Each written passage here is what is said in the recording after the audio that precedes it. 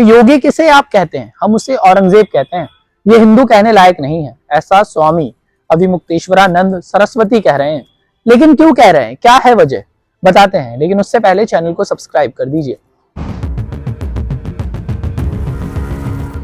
स्वामी जी ने एक वीडियो में योगी आदित्यनाथ पर तीखा हमला किया है।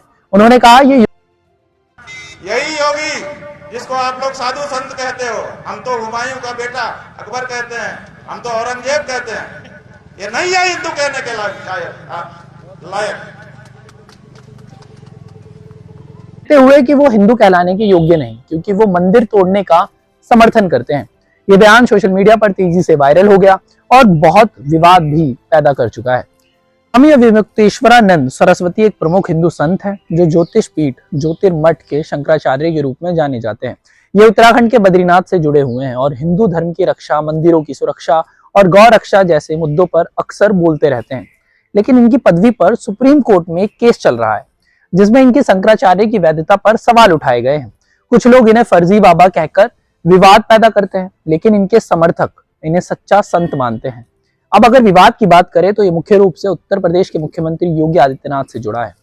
हाल ही में जनवरी 2026 में प्रयागराज के माघ मेला में एक घटना हुई। स्वामी अभिमुक्तेश्वरानंद मौनी अमावस्या पर अपनी पालकी में शाही स्नान करने जा रहे थे, लेकिन पुलिस ने उन्हें रोक दिया। बैरिकेड तोड़े गए, उनके शिष्यों से धक्का मुक्की हुई और स्वामी जी धरने पर बैठ गए। प्रशासन ने उन्हें नोटिस भेजा कि उनकी शंकराचार्य की पदवी पर सुप्रीम कोर्ट में केस है, इसलिए वो इस पद का इस्तेमाल ना करें। इस घटना से स्वामी जी बहुत नाराज हुए और उन्होंने योगी सरकार पर हमला बोलना शुरू कर दिया।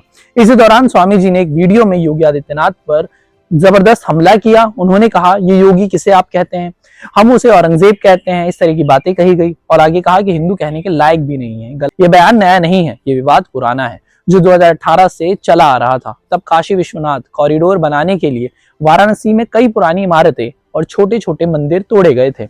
स्वामी जी का कहना था कि विकास के नाम पर धरोहरों और मंदिरों को नष्ट किया जा रहा है। उन्होंने कहा कि औरंगजेब ने भी इतने मंदिर नहीं तोड़े जितने आज तोड़े जा रहे हैं। उन्होंने प्रधानमंत्री नरेंद्र मोदी और योगी को चिट्ठी लिखी थी कि ये काम रुकवाए, लेकिन कोई जवाब नहीं मिला। स्वामी जी का मानना है कि हिंदू सरकार होने के बावजूद मंदिरों की रक्षा नहीं हो रही है, बल्कि विकास प्रोजेक्ट्स जैसे कॉरिडोर के लिए उन्हें तोड़ा जा रहा है। उन्होंने मंदिर बचाओ आंदोलन भी शुरू किया था, लेकिन इसके अलावा 2025 में महाकुंभ में स्टाम्पेड हुई थी, जिसमें कई लोग मारे गए। स्वामी जी ने योगी पर आरोप लगाया कि मौतों की संख्या छिपाई गई और उन्होंने इस्तीफे की मांग भी की थी। तब से ये चीजें चल रही है। उन्होंने कहा कि योगी ने व्यवस्थाओं का दावा किया था, लेकिन फेल हो गए। ये भी विवाद का हिस्सा बना हुआ है। लेकिन सबसे बड़ा क्वेश्चन है कि विवाद की जो असली वजह है वो क्या है।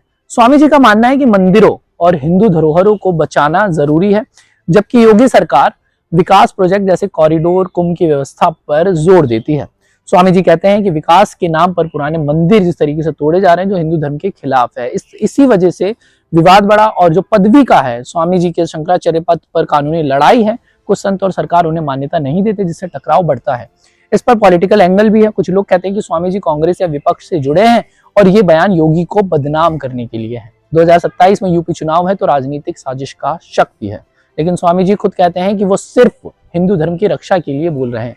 वहीं जनवरी 2025 में उन्होंने कुंभ की तैयारी के लिए योगी सरकार की तारीफ भी की थी, लेकिन बाद में घटनाओं से नाराज हो गए थे। इस पूरे वीडियो पर आपका क्या कहना है? कुल मिलाकर ये विवाद हिंदू धर्म के भीतर का है, जहां एक तरफ संतों की परंपरा और मंदिरों की रक्षा है, दूसरी तरफ सरकार की विकास योजनाएं।